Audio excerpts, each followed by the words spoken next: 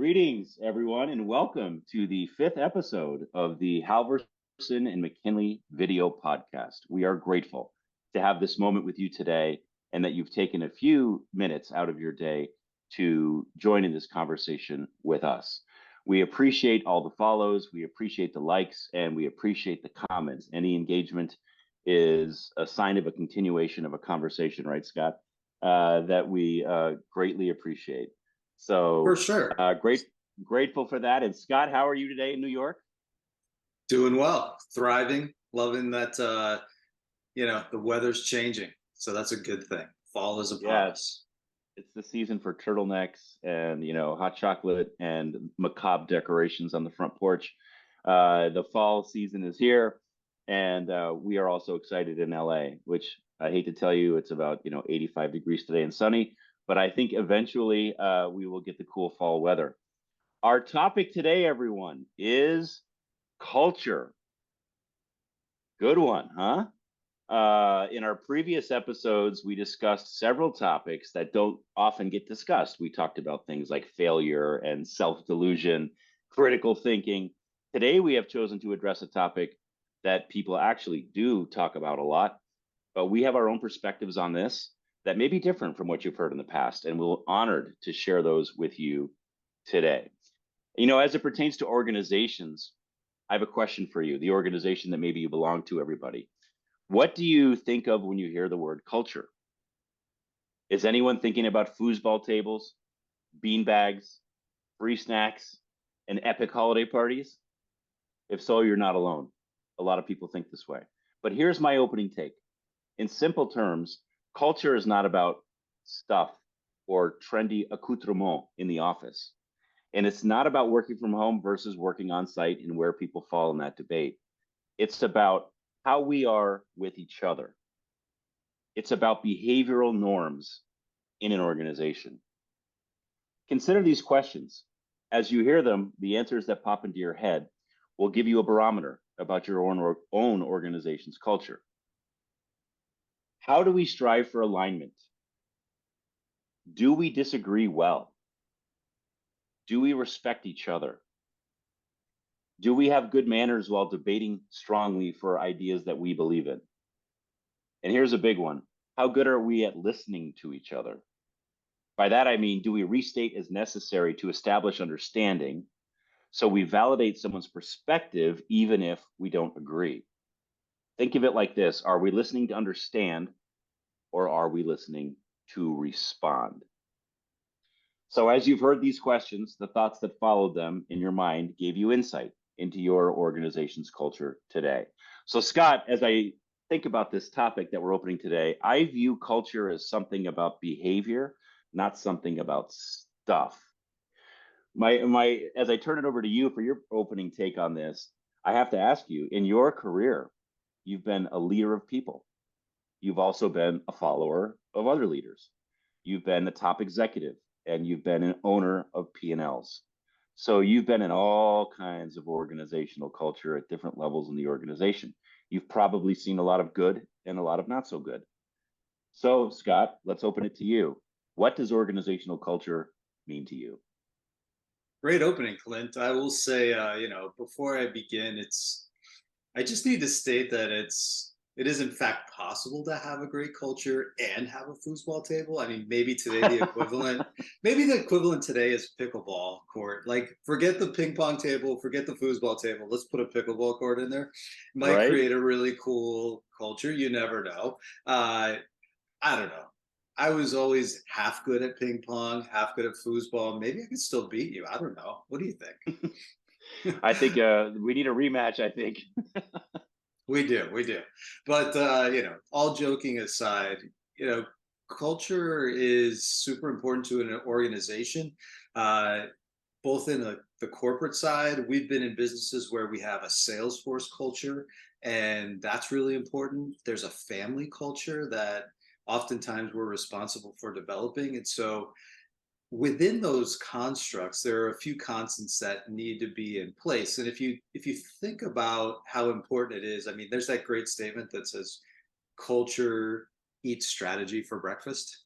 And Ah, it's like that important. It's like, well, without a strategy, how are you going to go somewhere? But it's like you need the people behind you with that says, I'll go to war for you.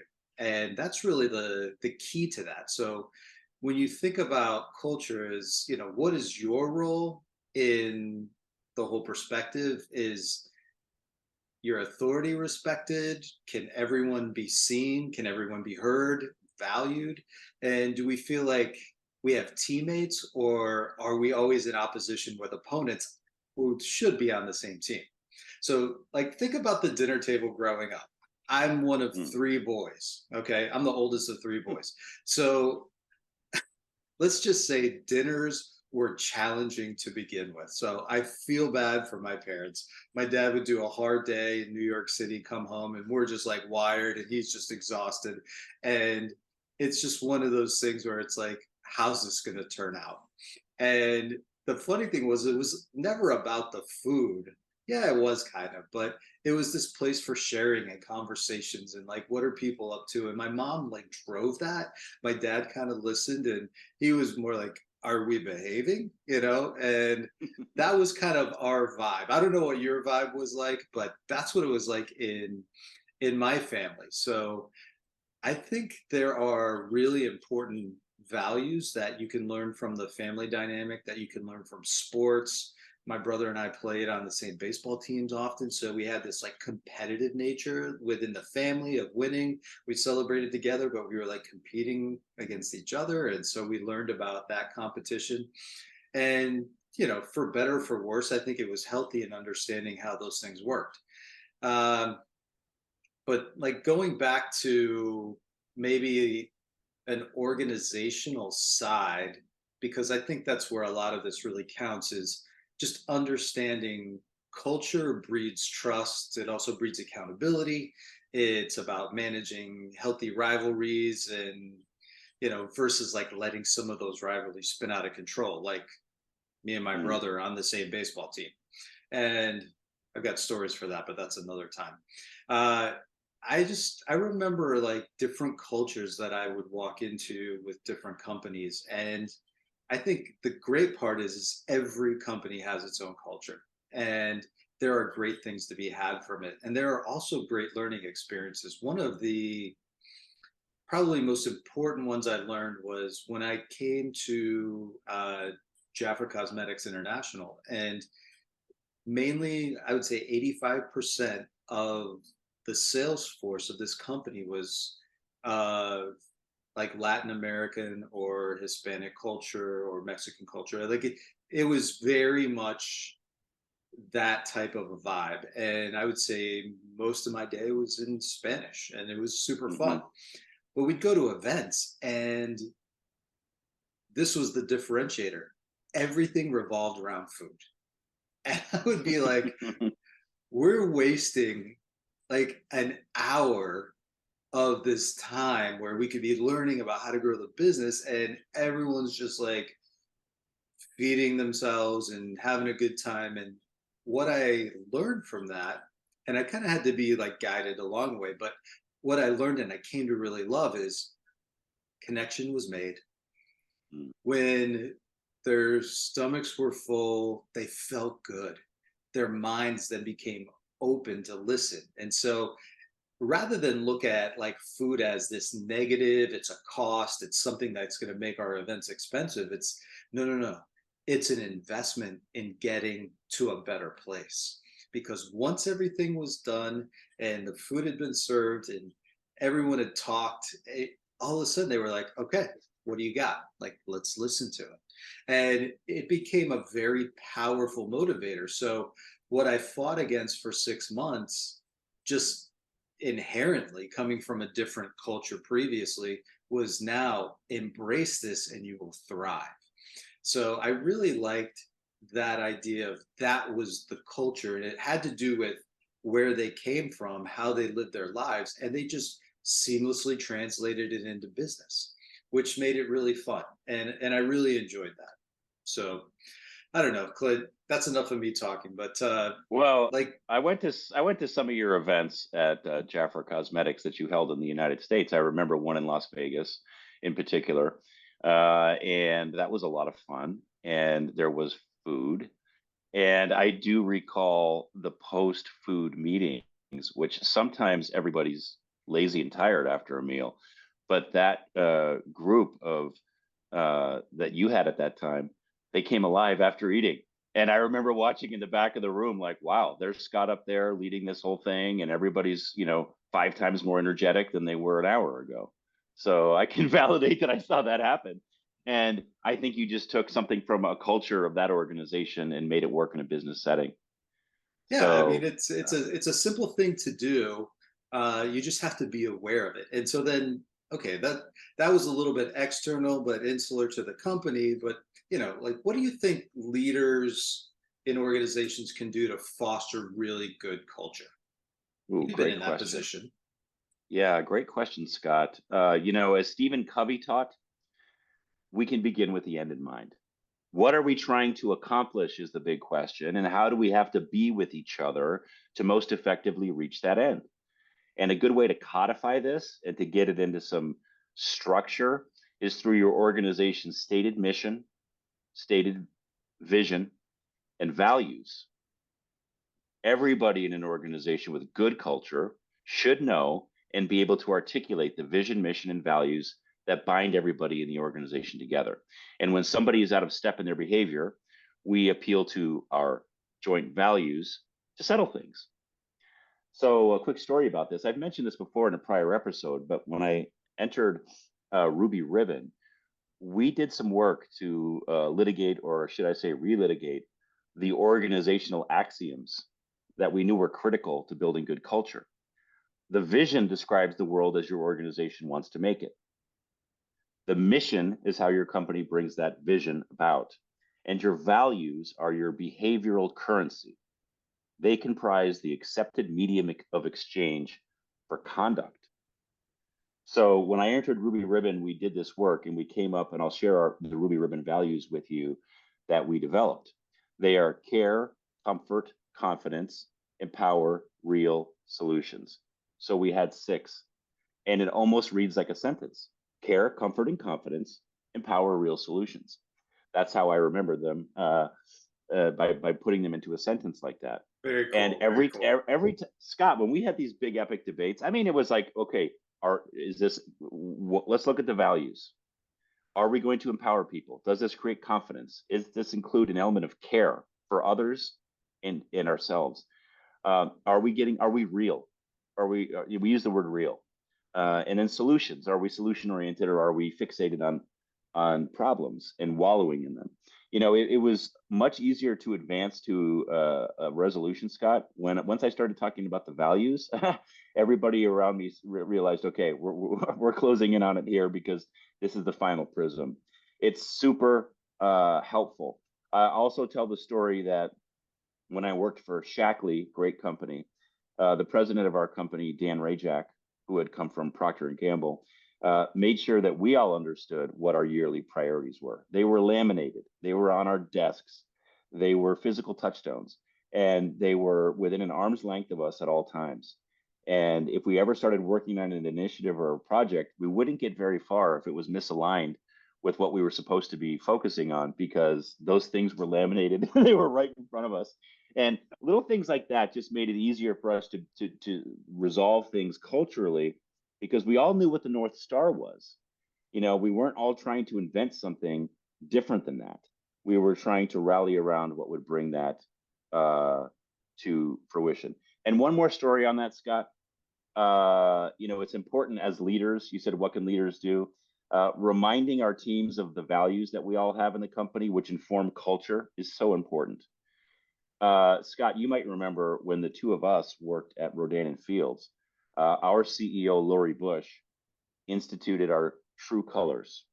Oh, I totally Yeah. remember You that. Oh, remember for that? And sure. Well, I mean, the song is so memorable, but it was more of yeah, like, oh, something that's catchy.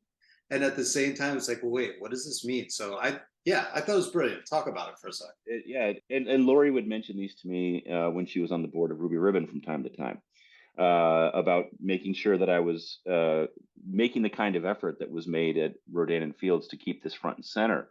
Lori tied each of our business values to a color in our logo, and we called them our true colors, business values. We galvanized around those values, recognizing them and rewarding them in others because we nominated fellow team members each year for each value, and the winners were recognized while that song "True Colors" by Cyndi Lauper was played. And our CEO Lori, she really made an effort with this, and all of us knew the values by heart. We better, because if we got one-on-one with Lori in the hallway, she might ask us. And Yep. having the song, relating it to the logo, putting recognition around it really helps. So those are a few examples, and I know you've got a lot of them. But if a company has vision, mission, and values in place, Scott, and they're doing the work to inculcate those, outside of that, vision, mission, values, what else can organizations do to create motivations or touchstones for good culture? So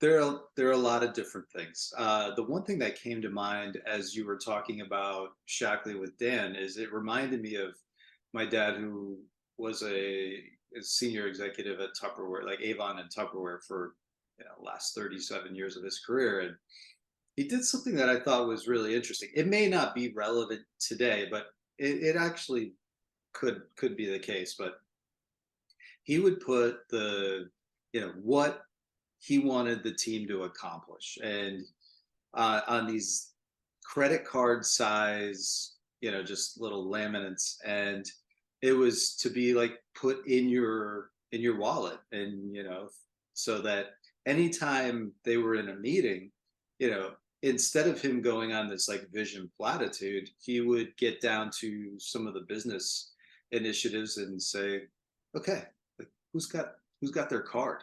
And it was so interesting to see if people like would reach for their wallet, reach for their purse, and pull that card out. And so on one side of it was always, this is what we want to accomplish by when, it was like the goal, and on the other side was, this is how we're going to do it. And it was like 5 to 6 bullet points, very similar to like the true colors, the true value. I mean, I think leaders can communicate in a great way, and if it's with you all the time, it becomes just part of your natural thought process, because you'll pull it out from time to time and you read it and you know that, oh, uh, Dave's coming into town.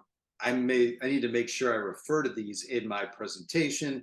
If I'm asked, like, those were front and center. The funny thing is he did this in a church environment where, as a leader, he needed to get people around the same vision and working together in this volunteer organization. And he did the same thing. And what is amazing is people kept it with them. When there were like semi-annual meetings, he'd pull it out, people would pull it out, and it was just like these reminders of simple things to be better, and reminders of, this is what we're working towards, this is what we're doing. I always liked seeing managing directors within Tupperware take that same concept and apply it to their country, and I would Mm. see those in different places. I even did that at Tupperware. We had a concept called the power of five. Is like a message for the sales force. These are 5 things we're going to do, and we're going to do it well. Internally, there were 5 things that we were going to do to hit our goals. This is how we were going to do it. And I had the cards made up, gave them to leaders, gave them to people on the team, and referred to it often. It was such a simple thing. And I think that's really great. I've seen leaders create culture around events. I got into triathlons because a leader said, let's do something fun together. And that's what we do. And it's like stuck with me. So it's really kind of fun how it's more than just putting words on a wall. It's actually making it a part of life. And when you think, it reminded me a lot about this Harvard Business Review study on culture. And they basically put it to 4 things. Number one, culture is a group phenomenon, meaning it's shared experience. You're Mm. all in it, you're in it together. Like, this is something that we signed up to do. This is something that we're in and we're going to refer to. Number two is it's pervasive. So think about it. It's almost like the ocean. When you're in the ocean or you're scuba diving, it's all around you. And there's no way to really escape. And So if the culture inside the office is great or inside an organization, people want to be there. If it's Hmm. not, they can't wait to get out at the end of the day, or how can I get out at the end of the week? And like the weekend becomes like super important. Whereas if it's meaningful, people love coming into work and it's just, oh, I do this at this time and then I have my personal life. The third thing is it's enduring, meaning it's hard to change. It takes time if you want to move that ship. And so a lot of habits, a lot of customs, traditions, sayings, lexicons become part of that. And if it's not for the modern world, then all of a sudden it's tough to get that switch, but it can be done. But as a leader, you just have to know it's going to take time and you've got to be persistent about it. The last one is culture is often implicit, meaning people will say things and they will do things automatically because it's just ingrained in this is how we do it. And that could be for better or for worse. So you just have to be very careful about what are the signs of culture as well. And so when I think about culture, I kind of categorize them into two buckets. One is transactional and one is transformational. Transactional, Interesting. yeah, you can always think about it like this and think about it in the forms of like, as a leader, what are the questions I'm constantly asking my team? What are the questions and the things that I'm talking about at every meeting? Is it all about the numbers, the KPIs? Is it like, am I worried about the transactions, or am I wondering how everyone's doing within the organization? Do they have the resources? Do they have the tools? Do they have the energy to meet those goals? Knowing that that's where the process happens and the results are a reflection of that work put in. So I've always, and I've had transactional mentors and leaders that I've worked for. I've had transformation, and they both serve their purpose. But I think in today's world, the more we focus on transformational, the more important will be. So I'll give you like maybe a couple of things to think about on this one. When you're looking at your company culture, are you asking the right questions? When you get into certain meetings or you're with different people, like, are you curious to learn as a leader? And here's some of, you know, the questions that like you may want to ask. Number one, are the right people in the room for this discussion that we're about to have? You always have your core people that Hmm. you know you can count on. They have a title, but sometimes you got to reach down a few levels in the organization to really find out. And I think generationally, that's a great thing to think about, considering most Gen Xers might be in areas of leadership. That's just in a broad brushstroke, just because of age. But that doesn't mean that a Gen Z can't provide really cool insight. So maybe for a particular topic that would happen. Uh, you could ask, so is there an indication of how people are feeling? How does it relate to the core values and missions? You can see where that temperature gauge is.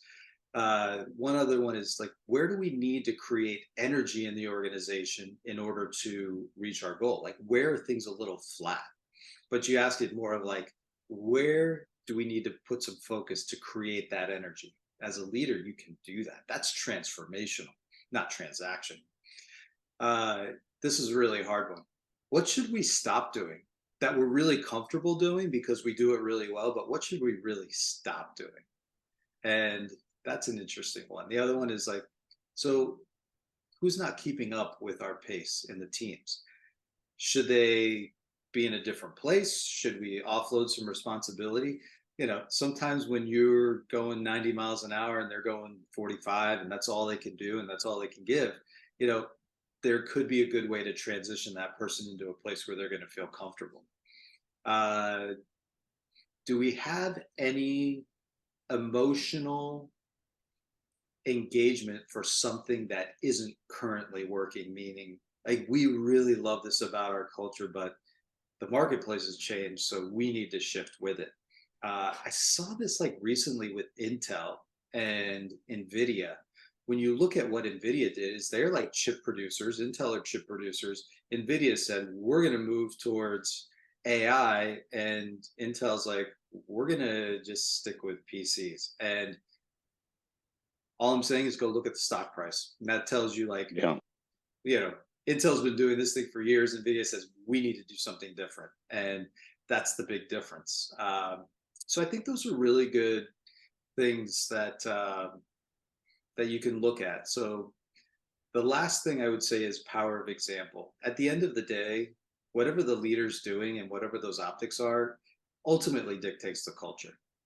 It can't be Well, one thing for one thing for me and one thing for you, right?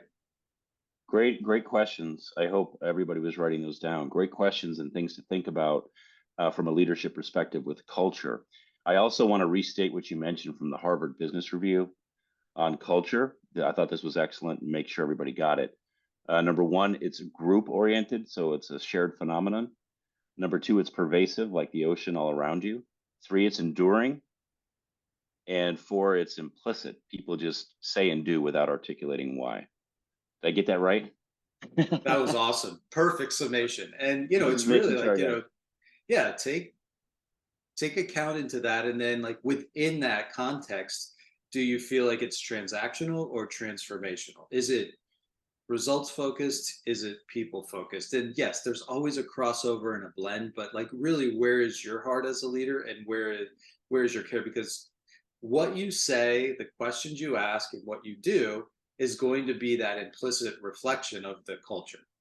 So it's one of those interesting things. And I would just say like, you know, in the examples part, I loved when we, like at the end of each month, a lot of orders would come in because people needed to make their numbers, and deadlines work for people, and there was a lot of activity, and oftentimes our customer support lines would be just flooded. And it was so cool when we would go down and jump on phones, and they, Hmm. all the customer service people would be like, what are you doing? It's like, we want to help, we want to jump on phones. And like it wasn't too long before they're like, okay, you need to move over, you're just making this harder. But Yeah, the eventually they say, "Get out! You're causing more problems." But I think I've done this a few times, and it seems like in the beginning everyone's like, "Oh my gosh, this is so cool," and then after two or three phone calls, they're like, "Okay, why don't you go back to your office? We'd like to get right back to how we work here." Not that we're a huge distraction, but I think it's comfortable for a few minutes, and then it ceases to be comfortable. But sometimes it's longer, sometimes it's an hour or two, but the willingness to go down and to sit and take calls from anybody who could be calling for any reason, and they say, I want to talk to the manager, or they say, I need to talk to who's in charge, and you say, you've got them. And the people are listening to you and seeing how you react. It certainly makes everybody feel like they're part of a greater whole. That's for sure. And yeah, it, as a leader, it gives you much more situational awareness. yeah, I mean, and it was fun. I mean, even though we got kicked out of taking phone calls because we didn't want to mess that up, what we would do, we would provide dinner. Like on Halloween, Halloween's always the last day of the month. So what did we do? We'd have a Halloween party for like their kids so that they could come in before things got a little crazy. And you just create this culture of, I get you. I know this is not where you want to be, but we're going to make the best out of it. And people Very would cool. just rise to the occasion. So it was really cool. So enough of me talking. I need to hear from you. So uh, I was reminded, you said something interesting, and I wanted to get back on this. You said there are touchstones that foster culture. And I thought that was like a really cool thought. And I never really, put it into that context. So, like, what did you mean by that? Well, I actually think what your dad did was a touchstone with the cards. What I mean in general is that a touchstone can be an emblem of some kind, a physical emblem that reminds us of something important. Got it. Okay. Some people wear symbols in their jewelry. Other people may hang things on their office wall. I mentioned at Shackley, we had organizational priorities laminated at our desks. Some companies use keychains, even naming different meeting rooms. just to give that extra layer of these certain decisions get handled in this room. People name hallways, they name floors. Um, and this can help direct our cultural norms. It helps reinforce them. A quick story about this out of the business world. I'm one of 6 children. And so dinner table at my house, Scott, you talked about dinner table at yours growing up. It was pretty chaotic. You know, we had 6 children from different ages. And then we had my parents. So we had 8 of us around the table. And there were several years where this was the case. It was like all 8 of us, everybody could talk. There were no more babies. We were all growing up. And it was quite a crossfire at times. And the chaos wasn't very peaceful. So one day my dad came home from work and he brought with him a stack of yellow cards and red cards, much like a soccer referee. And I think we all know what yellow card and red card means in soccer parlance, right? It's the warning and the ejection. And, you know, we knew that we could get away with a few things. You know, maybe I could make the comment to my brother that wasn't very nice. You know, maybe I probably couldn't get away with a spitball, but maybe I could get away with kicking someone under the table and get a yellow card. Now, if you got a red card, it means you were banished from the dinner table and you had to eat by yourself in another room in the house. And I had to Brutal. do that once. I had to do that once or twice, not very many times. I think we all had to take a turn eating alone.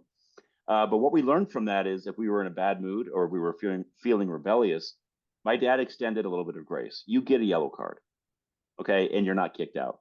So we use those yellow cards strategically, and we didn't waste an opportunity to have a free yellow card. But this created culture. It basically meant that we were able to be a little mischievous at dinner, but not a lot mischievous. We were able to push the envelope slightly, but we were not able to dive into the potato salad. It was a way of ensuring our behavioral norms as currency and how we treated each other at dinner. So that's what I mean by touchstone. The yellow and red cards were touchstones, keychains, laminated cards, anything to help you remember. So here's a question to ask yourself if you want to help change or you want to help be a change agent to improve culture in your company. What do I have to create, or what can I do to create reminders for myself, my team, or my department? You can use the physical touchstone of food also, which you've referenced with Jafra USA. Because let's be honest, we all have to eat, and almost every human I ever met really likes to eat. So, can I create social opportunities for people in my group who can dine in or out together to keep the right conversations going? It's to keep the right conversations going, right? That's why you do it. And you're piggybacking on the cultural norm of food, which nothing brings people together in this world, regardless of how their viewpoints are, like food or music. I think those are the two big ones. So, food is a great one to leverage. One story I'll give you this, and you might remember this, Scott, because this one also comes from Jafra Cosmetics. I was responsible for opening a market in Southeast Asia for us, Thailand. And as we were getting ready to launch Thailand in the United States, there were a lot of us that were working on this, along with our partners in Bangkok. And so we had a big meeting. You might remember this meeting, Scott, in our offices here in California. We brought in Thai food. We brought in Thai flags. We brought in other physical touchstones that I had brought back from Thailand to help us remember that we were growing, important for culture. We're a growing company. We're inviting new types of culture into our organization, so let's recognize them. We are having new Thai leaders joining us at every event, even if they were remote, so we could have them help us adjust our marketing to reflect our growing diversity and our entrance into Asia. So I remember all the Thai flags and I remember the little snacks we brought in. And, you know, I remember just the presence of the flags and the presence of the people at meetings. It was our job to get them into the cultural norms of our global company. However, it was also our job, and it was their job to learn them and abide by them. It was also our job to listen and accommodate as appropriate, infusing more color and diversity into the culture of the company. And if there's something great that they do in Thailand that's going to be in harmony with our company values, by all means, let's embrace it. And that was a time where we really worked hard on that. So Yeah. those are some ideas on Touchstone, Scott. They're typically physical things. They're reminders. they create culture because they keep our minds and our behavioral norms in sync with the way we want to behave and what we want to accomplish. Yeah, that was a good day. I remember that, and no, it created a really like realization that this was really happening. It wasn't just something that was talked about. It wasn't part of a presentation.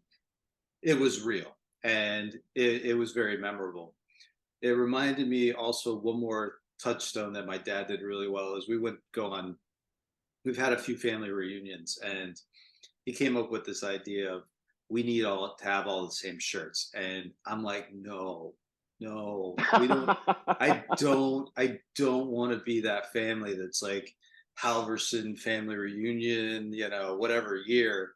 And it's just because I've never liked that approach. Not that there's anything wrong with it, but it's just like I want something to wear more than once. And he's like, okay, I got an idea. And he created like a family logo, and then literally made shirts for everybody so that on just like the upper corner of our shirt there was like the family logo, and everywhere we went people were like, what shirt is that? Like what is What that is that? What is like that? what is that symbol? And we're like, oh, it's Halverson family logo. They're like, you guys have your own logo? We're like, yeah, we do. They're like, that's so cool. So like my dad still wears those shirts. We wear them every now and then. But it was this way of bringing us together around a common theme. And then he talked about it. And he's like, this is what it symbolizes. And this is what I want for the family. And it was like classic CEO speak for the family, just like your dad did the red and yellow cards, which Well, I I have think is awesome. everybody in my high school that everyone in my high school found out that we had yellow and red cards, and then they all wanted to eat over because they all wanted to witness the spectacle. But speaking of your family reunion T-shirts, I wasn't planning on sharing this, but my parents right now are quite advanced in age. They're in their 80s, and but we have still done these family reunions on a regular basis, like your family has, Scott, and we do have the T-shirts. Okay, now my dad is responsible for T-shirt design, and he takes this very seriously because he was an advertising executive and he's very creative and he's quite good at design, not just design for design's sake, but design to communicate something specific and have it stick. So we're like, all right, Dad, that was your profession for all those decades. You can design the T-shirts. And at our family reunion in 2022, Top Gun had just come out, the Maverick Top Gun, like the older Tom Cruise. Right. And now the younger kids, like the Gen Zs and so forth, they got to experience Top Gun in a different way. But we all loved that movie, and we all went. We rented out like a whole theater, and we all went. And my dad developed T-shirts for that reunion that said "Top Fam," and it was the Top Gun logo, but it said "Top Fam," and then it said 2022 underneath. And it's a navy blue, my favorite color, right? So I'm wearing this shirt around town, Top Fam, and I got so many compliments.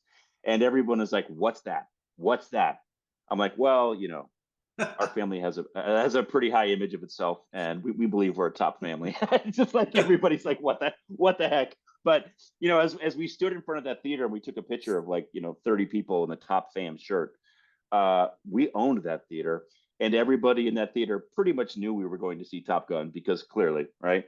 And it's still one of my favorite shirts. And every time I'm going to see a niece or a nephew or a brother or a sister of my parents, that is a no-brainer shirt to bring on the trip because once one person wears them, everybody seems to pull them out. So this thing does work. It's awesome. Shout out to Pops So McKinley. yeah, That's so what great. are some of your last thoughts as we wrap it up? Give me some of your last thoughts and we'll draw to a close. Great conversation today. Would love to hear if you have any more nuggets. The last thing about culture that I would address is what we learned about culture prior to the pandemic. I think it was really solid, but I think the pandemic changed a lot of things. And I I feel as leaders we need to incorporate Gen Z into this thought process, especially in a post-pandemic environment. And I mean this in the sense that they went through things that we never went through.